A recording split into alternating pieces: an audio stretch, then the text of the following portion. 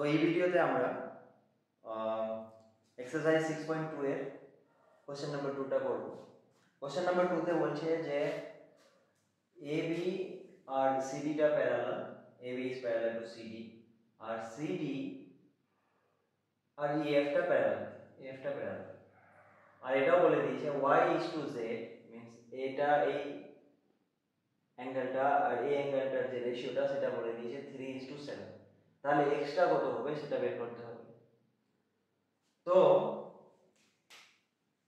AB is parallel to CD and CD is parallel to EF, তাহলে এর থেকে তো এটা ক্লিয়ার হয়েছে যে AB is parallel to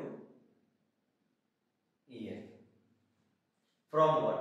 If I consider this as 1, so from what?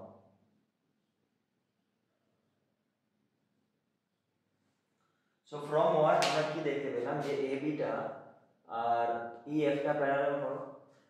আচ্ছা, তাহলে এটা যদি আমি MN নাম দিই তাহলে এর মানে হচ্ছে AB আর EF প্যারালাল আর MN টা হয়ে গেল তোমার একটা ট্রান্সভার্সাল।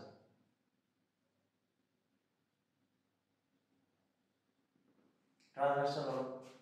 আচ্ছা, তো ট্রান্সভার্সাল যদি হয় তাহলে AB টা আর EF টা প্যারালাল আর MN টা ট্রান্সভার্সাল, এর মানে হচ্ছে যে x = z হবে। It means that x is equal to z. So আমাদের টার্গেট হচ্ছে যে z এর ভ্যালুটা বের করা। z এর ভ্যালু যদি পেয়ে যাই তাহলে x এর ভ্যালু পেয়ে যাব। তাহলে z এর ভ্যালুটা কিভাবে বের করব? এই রেশিওটা থেকে আমরা বের করব। So y is to z is equal to 3:7। তাহলে আমরা কি পাবো 2 থেকে যে y equal to say 3k, k is some constant and z is equal to ধরে নাও যে এটা 7k, যেখানে k হলো একটা কনস্ট্যান্ট।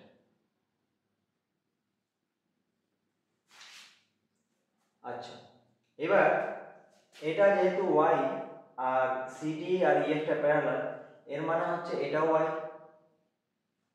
রাইট? আর y এবার এটা যদি এটা y আর y plus z equal to 180 degree হবে, এটা তো clear. So from the figure y plus z is equal to 180 degree আর y মানে হচ্ছে 3k আর z মানে হচ্ছে 7k, তো এটা is equal to 180 degree.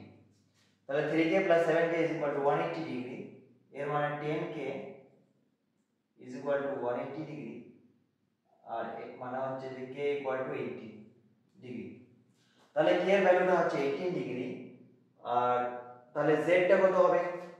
z টা হবে 7k, 7 into 18 আর এটা যদি গুণ করো কত হচ্ছে